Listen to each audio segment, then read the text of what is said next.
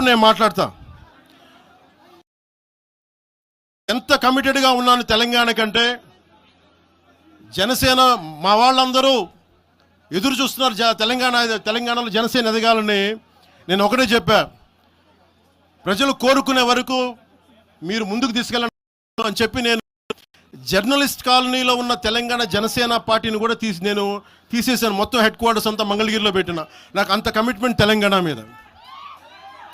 ఎందుకంటే నాకు రెచ్చగొట్టడం ఇష్టం లేదు. తగ్గి మాట్లాడా.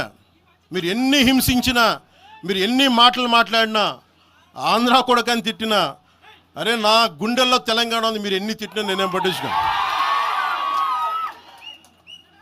వైసీపీ నాయకులు, క్రిమినల్ గ్యాంగ్స్ చాలాసార్లు నాకు బెదిరింపులు ఇచ్చినాయి. దానికి మించిన బెదిరింపులు నిజంగా నాకు తెలంగాణ నాయకులు. వైసీపీ గుండాలు ఇచ్చిన బెదిరింపుల కంటే కూడా, చంపేస్తామని బెదిరింపుల కంటే కూడా నాకు తెలంగాణ ఎప్పుడు ఇవ్వాల. అసలు ఈ గొడవ అంతా ఎందుకు స్టార్ట్ అయింది? ఈ గొడవ అంతా ఎక్కడ స్టార్ట్ అయింది? ఒక ఎనలిస్ట్, ఒక విశ్లేషించే వ్యక్తి, ఆయనంటే నాకు గౌరవం, ఆయన మీద నాకు గౌరవం ఉంది. ఆయన తీసుకుపోయి ఓ మీడియాలో మాట్లాడతా అమిత్ షా గారి గురించి మాట్లాడారు. అమిత్ షా గారు నేను మాట్లాడుకున్నామంటే ఆయన విన్నారంటే ఆయన కూర్చొని తప్పుడు మాటలు మాట్లాడితే దాన్ని ఖండించే.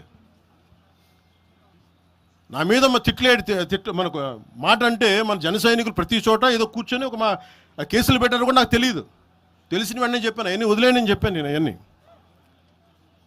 మళ్ళీ ప్రెస్ క్లబ్లో పోయి మీరు తిడుతూ ఉంటే, ప్రాంతీయ విద్వేషాలు రెచ్చగొడితే దాంట్లో కూర్చోబెట్టి ఎంతకాలం చేస్తారు? 12 సంవత్సరాలు తెలంగాణ వచ్చిన తర్వాత ఇంకా తెలంగాణలో ఉపాధి లేకపోయినా, ఏమి లేకపోయినా దానికి ఆంధ్రుడే కారణం, దానికి పవన్ కళ్యాణే కారణం. పరిశ్రమల్లో ఈ లెక్కల్లో ఇంక మీరు ఎప్పుడు మీరు ఎన్ని చేసినా ప్రతిదానికి ఎక్కడో చోట తెలంగాణ ప్రజలు ఇది గ్రహించాలి.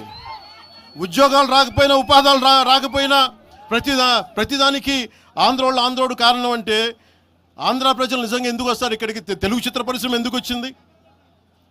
ఎక్కడో మద్రాసులో ఉన్న తెలుగు చిత్ర పరిశ్రమ ఇక్కడ రావడానికి కారణం తెలంగాణ ప్రత్యేక రాష్ట్రం కావాలని కోరుకున్న నాయకులు చెన్నారెడ్డి గారు తీసుకొచ్చారు ఇక్కడికి. ఆయన తీసుకొచ్చారు ఇక్కడికి. 50 సంవత్సరాలు కలిసి ఉన్న రాజధాని ఇక్కడ సడన్గా పోయి మీరు ఇక్కడ రాకూడదు అని కొంతమంది నాయకులు, తెలంగాణ ప్రజలు వేరు. నేను మొదటి రోజు నుంచి చెప్తా ఉన్నా, పాలకులు వేరు, ప్రజలు వేరు. తెలంగాణకి అన్యాయం చేసిన పాలకుల్ని, దాంట్లో పవన్ కళ్యాణ్ కూడా, వాడిని కూడా ఉరిదీసాను పర్లా. పాలకులు వేరు, ప్రజలు వేరు. మీరు పాలకులను తిట్టుకున్న ప్రజలను తిడితే, విద్వేషాలు రెచ్చగొడితే ఈ దేశం ఎటుపోద్ది? సూరత్లో తెలుగు ప్రజలు ఉన్నారు. రేపొచ్చిన గుజరాతీ మనుషులందరూ గుజరాతీస్ అందరూ కూర్చొని తెలుగు వాళ్ళు ఇక్కడ ఉండకూడదంటే కుదురుద్ది అక్కడ? నాందేడ్లో ఉన్న తెలుగు వాళ్ళు, షోలాపూర్లో ఉన్న మన తెలంగాణ తెలుగు వాళ్ళు అందరూ కూర్చోబెట్టి మా మహారాష్ట్రీయులు తిరగబెడితే ఏమవుద్ది? దేశం నిలబడద్దా? దేశం ఒకటిగా ఉంటుందా? ఎంతకాలం తిడతారు? ఎంతకాలం? నేను అమిత్ షా గారిని అన్నారని చెప్పి నేను మాట్లాడగానే కూర్చోబెట్టి దాన్ని